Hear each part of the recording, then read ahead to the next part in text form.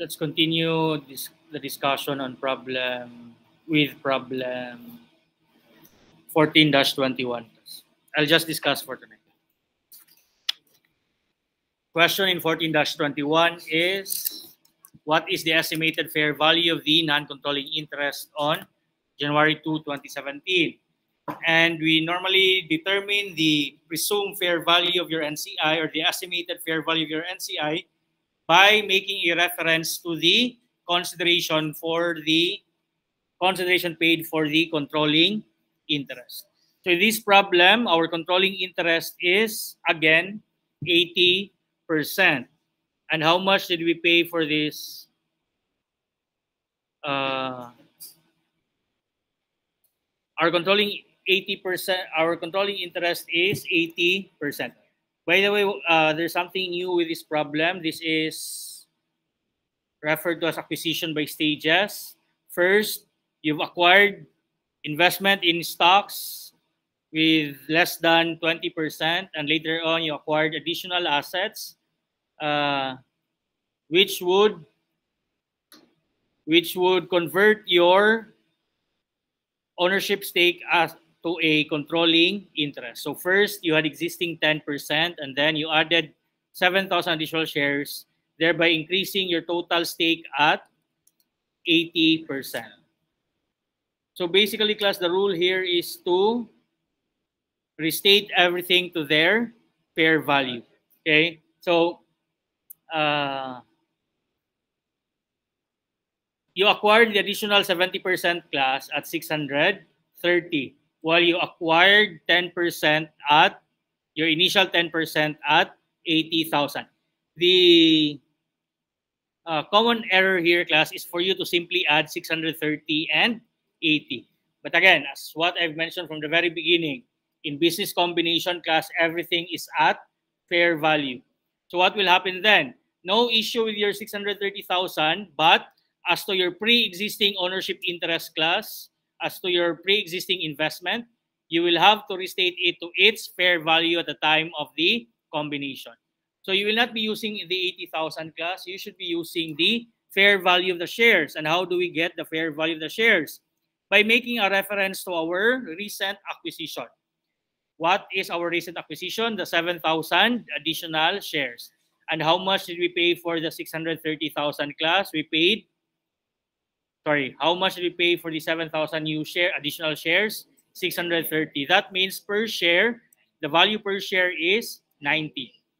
So you will also use the 90 class to revalue your existing 10% interest. By the way, if you acquired additional 7,000 shares class, thereby increasing your total interest to 80%, how many shares then did you acquire for your 10% interest class? If after adding 7,000, you have increased your ownership stake to 80%, how many shares then is your 10% good for, class? That means your 10% was good for 1,000 shares. Okay, so your 1,000 pre-existing shares should be valued at 90. The same as to the 7,000 additional shares, they are already valued at 630. So basically, you can just add all your shares, which is 8,000, then multiply it by 90. How much is 8,000 shares times 90? That will give you 720. Now, the 720 is the value of the company, the value of 80% of the company. We now need to solve for the remaining 20%. And how do we do that? We do that by grossing up our 720,000. How much is 720,000 divided by 80%? 900,000. So the 900,000 then is the value of the company as a whole. And if the value of the company as a whole is 900,000 and the value of 80% is 720, how much then is the value of the remaining 20% plus? 180,000. And that will already be the answer. So what's the important theory here, class? What's the important theory here? As to the treatment for your pre-existing investments. Okay, do not use the cost, do not use the acquisition price at the time they were acquired. Everything should be restated or revalued to their fair values at the date of acquisition. The acquisition I am referring to is the acquisition in a business combination. Very important theory class. Okay, so the answer here would simply be 180,000. Next, using the same information, what is the amount of goodwill to be reported in the consolidated statement of financial position? What are the two things we need to solve for goodwill class? Consideration and fair value of the net assets. We already have the consideration or the value of the company as a whole. The only thing we need is the fair value of the net assets of the subsidiary. There's a table given in the problem. Whose financial statements are those, class? Those are of the subsidiary, correct? Okay, so the assets is current assets, 330, building 280, and then equipment 200, and you have liabilities of 130. But we know that we cannot simply rely on these amounts because they are based on the book values. Let's check if the problem gives us any other additional information as to the fair values of the assets and liabilities of the subsidiary. Last paragraph, on the date of the second purchase, Pacman determines that Hoya's equipment was undervalued.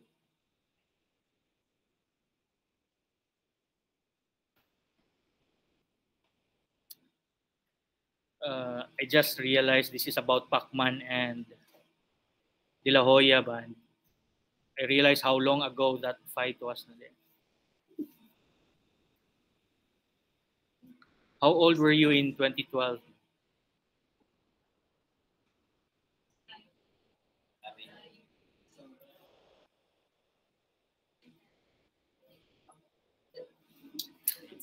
Anyway, what assets are not yet at their fair values, class?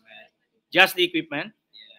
Okay, so change the equipment instead of 200. No, not change it to 100, but what does it say? That equipment was undervalued by 100. Does that mean that the equipment's fair value is 100,000? No. That means that its fair value is greater than its book value by 100,000. So the valuation for your equipment here should be 300. Because your understanding of the given is very important. Some of you might just immediately adopted the 100,000 as the fair value of the equipment. That's incorrect. Okay, if you say that the equipment is undervalued, that means its fair value is greater than its book value. So the amount that will be used here will be 300,000. So current assets of 330, building of 280, and then equipment of 300, that will give you 910. Is that 910?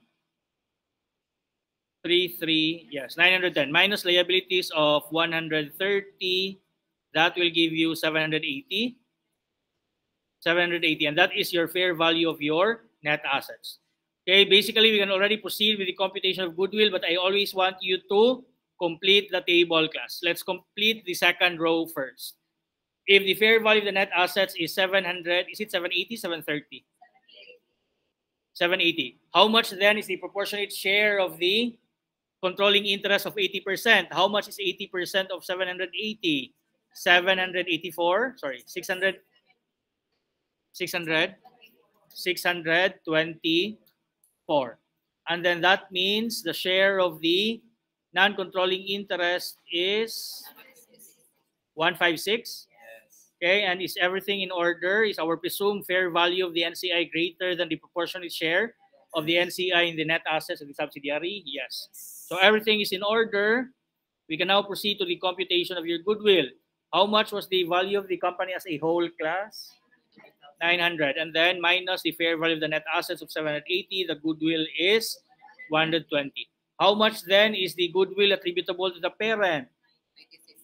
96,000, and then that means the goodwill attributable to the non-controlling interest is 24,000. Is the 120 in the choices? Yes. Proceed to problem 23 to 27. If we will not encounter any problems with this problem, then this would be a good candidate for possible question in your exam next Tuesday.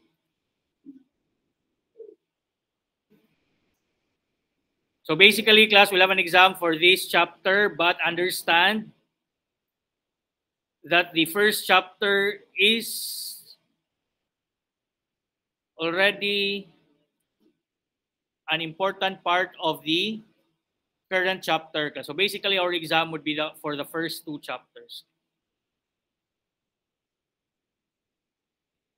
Okay, whatever we discussed in the first chapter would not be excluded in this chapter class. Okay, what's the first question here? What is the amount of retained earnings? And we already know, class, that if it's the retained earnings, if it's an equity, it will only be the equity of the parent or the acquirer. Okay. By the way, we are accustomed to problems, class, wherein the financial statements given to us, class, are the balances immediately before the combination.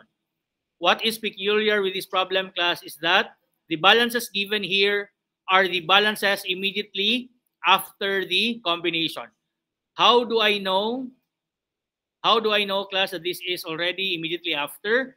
If you look at the balance sheet of the acquirer, class, Primo Corporation, you already have a line there for investment in Sonia Company. If you can already see investment in subsidiary, class, that means those balances are already after the combination. What would be the possible consequence, class? Most of the things I told you to remember, class, for the consolidated financial statements would already be reflected. For example, the cash and cash equivalents here for Primo Corporation, you can already assume that this balance is already after any consideration was paid, class. Why? Because again, you have already recognized the investment in subsidiary account. Okay, but maybe that's not relevant here.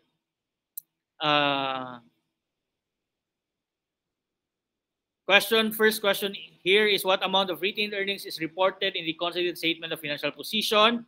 Then you have retained earnings reported of 567,000. Class, what are the things I wanted you to remember for your retained earnings? Number one, compute for the resulting, check if there is a resulting gain on acquisition, because if there is a gain on acquisition, it should be included in your retained earnings. So what's the second one? Check for acquisition-related expenses, because again, they will also be close to your retained earnings. Next, check if there are any unabsorbed portion of the stock issuance cost arising from any stock issuances to affect the combination. But in this case, what's the consideration here? Acquired majority of the stock. We're not even informed. It's because, class, at this point, it does not matter anymore because, again, this is now the balance immediately after. Okay? If ever there is a gain on acquisition or whatever, class, they are already close to your retained earnings because, again, the balances here are the balances immediately after. So the answer here would simply be your 567,000. Now, the things I wanted you to remember for your retained earnings, class, when do you have to check those? If the balance given for your retained earnings is the balance immediately before. But again, this is already immediately after. Everything we have to worry, class, were already incorporated in this balance. So the answer here is simply 567,000. Next question. What is the fair value of inventory held by Sonia Company? So we can answer this, class, by looking at the consolidated amounts. Okay. For your inventory, how much is the inventory of Primo Corporation? 200. And then for Sonia, class, 100. But when you look at the consolidated amounts, class, it's 340. If you just added the parent and the subsidiary, you would have gotten 300. So why then is there a difference of 40,000? What conclusion can we arrive at, class? That the fair value whose inventory needs to be adjusted, class? Only that of the subsidiary, because again, for your parent, you just adopt the book value. So if there's any discrepancy in the consolidated amount, the amount to be blamed would be your subsidiary. So if there's a need to increase it by 40, that means the fair value of the inventory of the subsidiary must be increased by 40,000. So the answer here would be 140,000. And that's letter A. And the next question is, what is the fair value of Sonia Company's net assets? Okay, so here you have to individually determine the fair value. Normally, class, we would be given with the fair value, but instead to solve for the consolidated balances. But here we are already given with the consolidated balances and we are asked to work back for the fair value of the net assets. Let's check if there are any adjustments to the cash and cash equivalent. Parent cash, parents CCE class, 100. Subsidiary CCE, 40. Consolidated, 140. So, is there any adjustment to the subsidiaries balance class? None. Accounts receivable, 80 and 20. Total consolidated balance, 100. Any adjustment to this account? None. We know there's already a change in the inventory of the subsidiary. Instead of 100, it should be 140. Next, for equipment, parent 500, subsidiary 200, but the total is 800. There's a difference of 100, and this would be added to the balance for Sonia or the subsidiary. So the fair value of the equipment of the subsidiary must be 300. So with that, we can now solve for the total assets of the subsidiary at their fair values. 40, 20, 140, and 300. Is that 500? Okay, but that is not yet the answer because what is being asked is your net assets. Okay, we will have to deduct the liabilities first. Okay, accounts payable class of parent 70, Sonia 40. 110 is the total, so there's no need for adjustment. Bonds payable only for the parent, nothing for the subsidiary. So the total liabilities of the subsidiary will just be 40. 500 minus 40 will give you 460. And that is letter B. Next, what percentage of ownership in Sonia Company does Primo Corporation hold?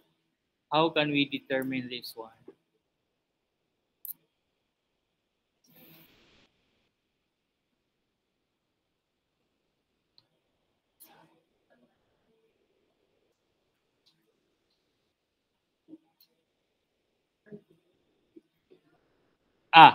Because we are given with the value of your NCI class, we can work back. We can still complete our table class. Okay. How much is the value assigned to your NCI class? It is 163,000. Where can we find that in our table? That would be in the top right corner. Do you follow, class? Okay. So basically, we just need to complete the table. What else do we know?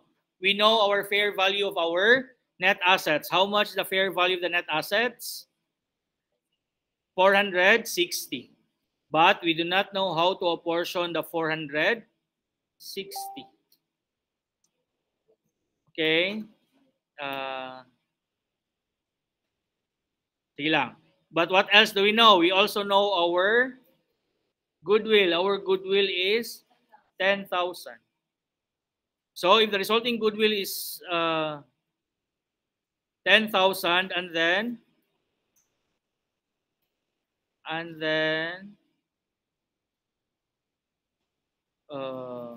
your fair value of net assets is 460, that means the value of the company as a whole is 470.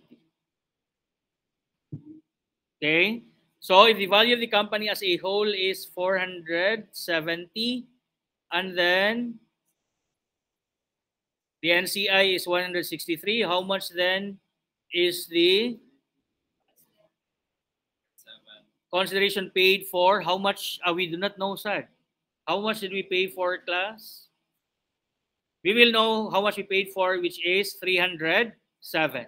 So how else can we solve for the controlling interest? By dividing the price paid by the value of the company as a whole. How much have we paid for our ownership stake? 307. And then, how much is the value of the company as a whole? 460. How much is 307 minus, sorry, divided by 460?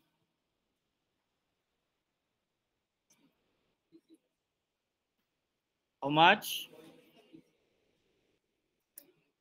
Point.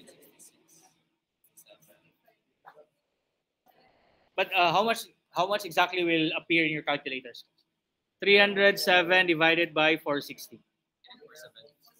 Sorry, 470. 307 divided by 470. Exact? 65.21. 31. So the closest, the problem says that it will be rounded off. So our answer here would be 65%. Okay. Again, class, always go back to the table, class. Always complete the table.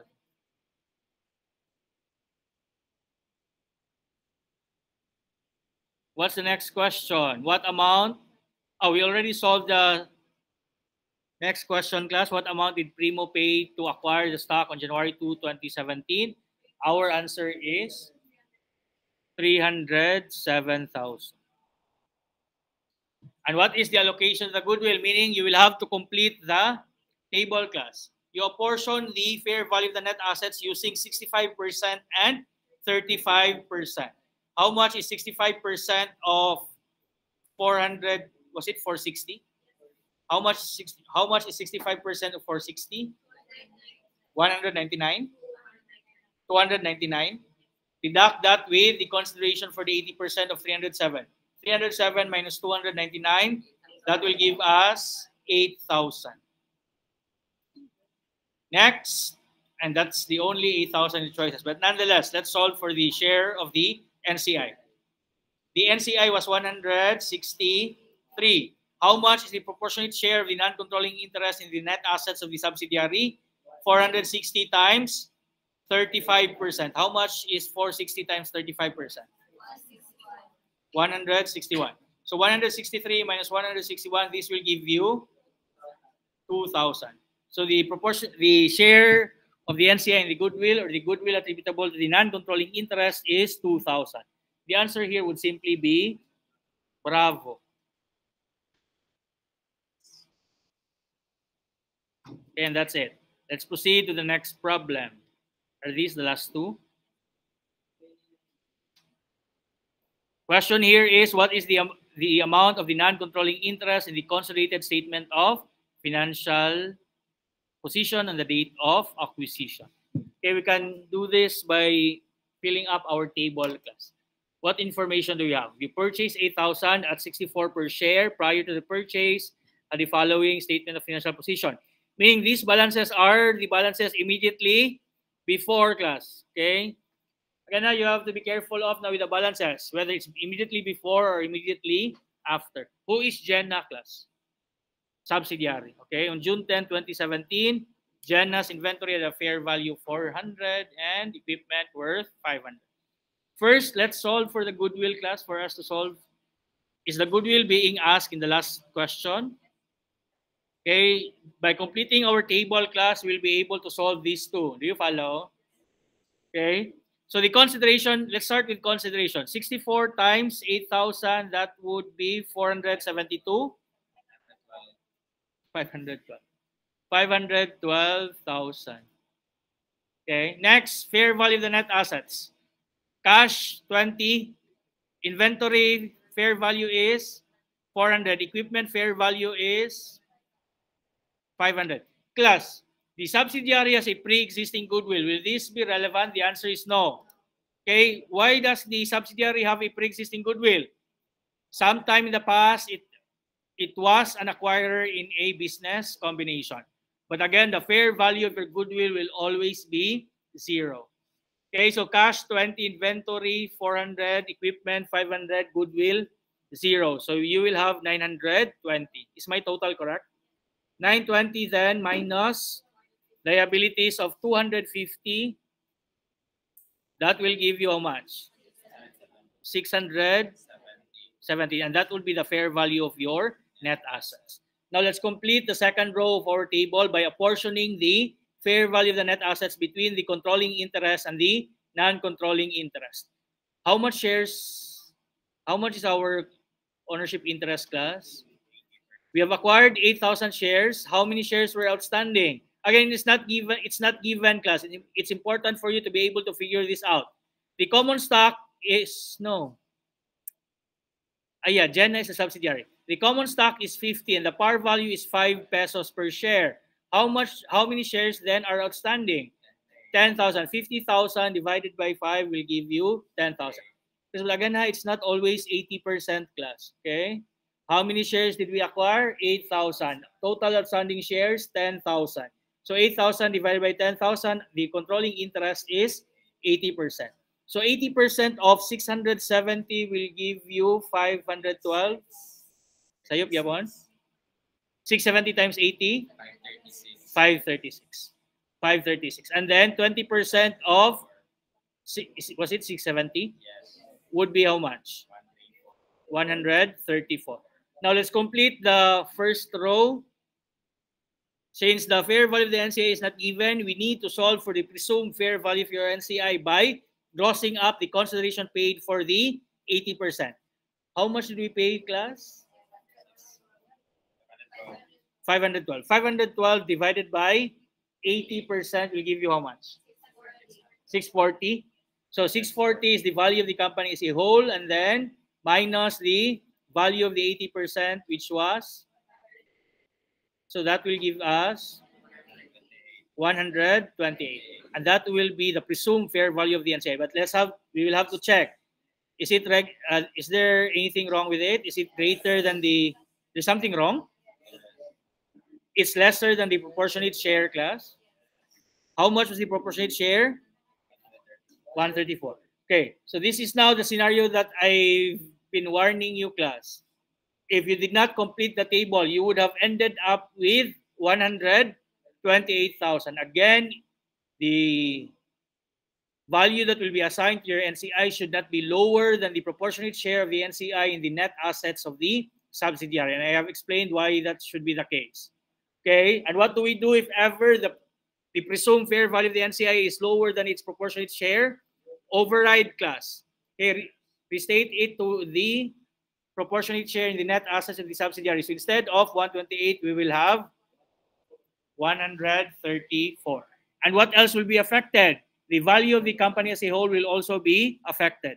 So instead of, was it 640? Instead of 640, it should be adjusted. You will have 134 plus, was it 512? 134 plus 512 will give you 646. Okay, and we will use that one to solve for the goodwill or gain. Fair value, the value of the company as a whole is 646. The net fair value of the net assets is how much? So there's a difference of, but the 24 is a gain on acquisition because the fair value of the net assets are greater. So the answer there would not be delta, but instead Charlie plus.